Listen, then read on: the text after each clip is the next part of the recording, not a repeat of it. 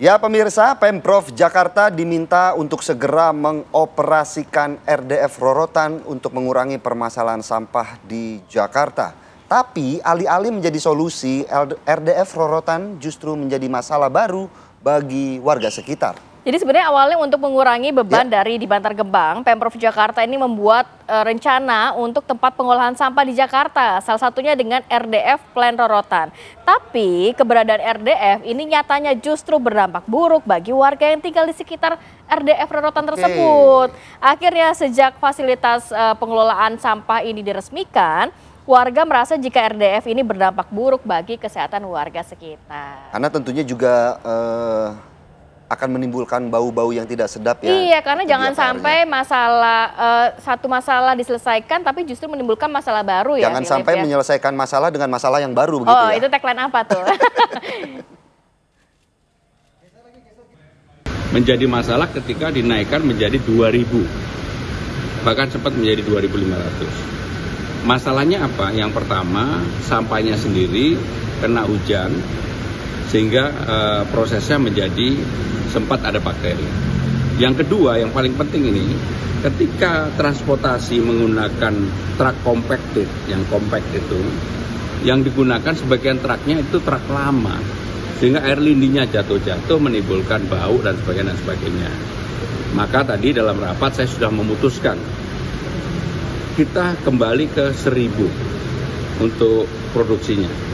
Karena ketika 1.000, masyarakat di sana juga diajak melihat cerobong dan sebagainya. Cerobongnya bersih, tertata dengan baik, dan juga sampahnya teratur. Karena memang sampah yang digunakan untuk RTF itu sebaiknya 2 sampai dengan 5 hari. Kita akan ajak pemirsa untuk memantau langsung dari RDF Rorotan. Sudah ada rekan kami Putri Sofia. Putri, selamat pagi. Boleh digambarkan sebenarnya gangguan kesehatan apa sih yang dirasakan oleh warga sekitar dengan hadirnya RDF Rorotan di sana? Silakan. Selamat pagi Rati dan Philip dan juga pemirsa TV One. Benar sekali kalau ngomongin bau tidak sedap, inilah yang dirasakan di para warga di klaster Shinano Perumahan Jakarta Garden City, karena setelah diresmikannya dan juga beroperasinya Refuse Derived Fuel ataupun RDF yang ada di Rorotan Jakarta Utara, inilah yang menjadi cikal bakal keluhan warga selanjutnya begitu. Dari fasilitas pengolahan sampah tersebut ternyata menimbulkan beberapa efek kepada warga seperti adanya polusi dan juga bau tidak sedap yang sangat-sangat dirasakan. Tapi saya akan mengajak Anda juga untuk berbincang secara langsung dengan Ketua RT 18 RW 14 di klaster Shinano Jakarta Garden City untuk mencari tahu sebenarnya seperti apa dan sejak kapan sih adanya bau tidak sedap yang dihasilkan dari fasilitas RDF tersebut. Selamat pagi Pak Wahyu, bagaimana kabarnya Pak? Alhamdulillah hari ini saya bisa berolahraga. 2 hari ini warga kami happy banget ya, kita bisa kembali lagi berolahraga. Pagi-pagi semua beraktivitas, bisa berolahraga keliling. Terus ada yang bawa anjingnya keliling, ada yang lari pagi. 2 hari ini alhamdulillah, puji Tuhan ya.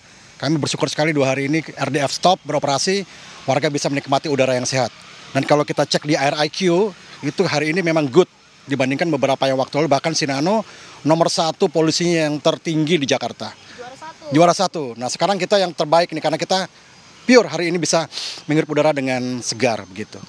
Lantas sebelum RDF ini berhenti beroperasi, seperti apa sih Pak kondisinya, apa yang dirasakan warga pada saat itu, keluhannya apa saja Pak?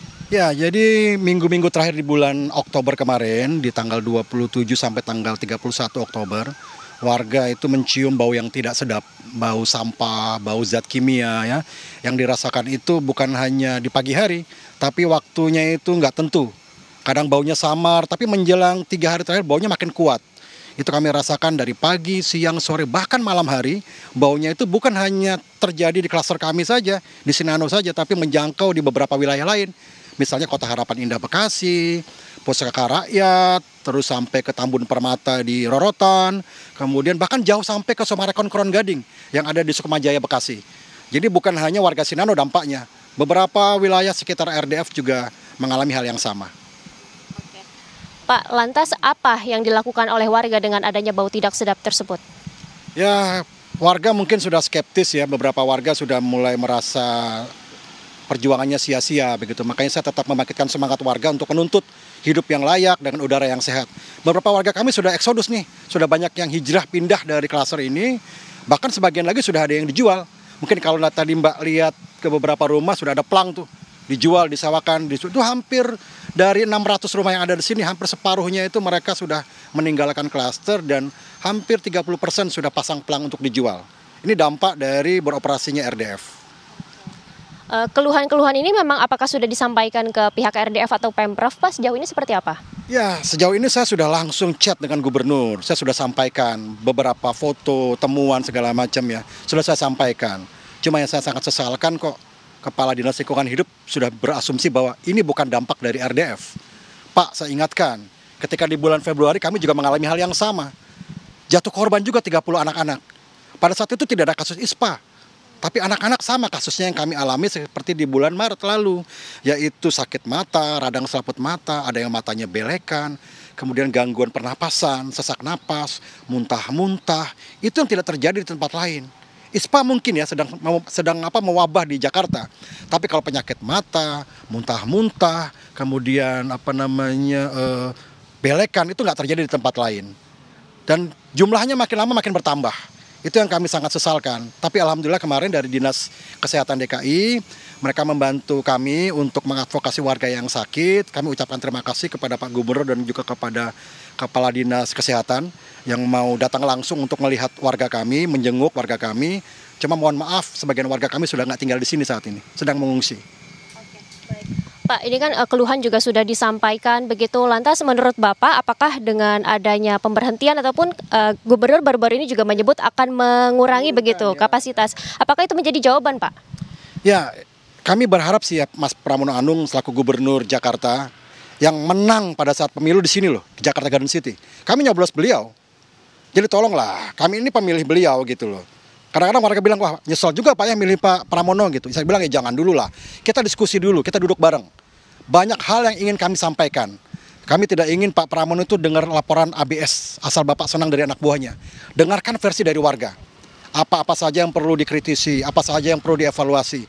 Undang kami. Kami sudah sampaikan undangan kepada Pak Gubernur, sudah meminta melalui WhatsApp, melalui staf khususnya juga Pak Emir, kami sudah sampaikan ke Pak Camat, ke Pak Wali Kota, kami sudah sampaikan semua. Tolong beri kesempatan kepada kami untuk menjelaskan Pak. Ini bukan semata-mata karena masalah truk sampah doang, bukan semata-mata karena masalah sampah yang sudah 3 hari. Jauh dari ini ada masalah lain yang harus kami sampaikan. Mohon perkenan Bapak untuk menerima warga, kita duduk bareng dialog begitu. Terima kasih banyak Pak Wahyu Andre tadi atas waktunya. Siap, terima kasih Pak. Mumpung udaranya lagi segar ya Pak. Lagi bagus udaranya.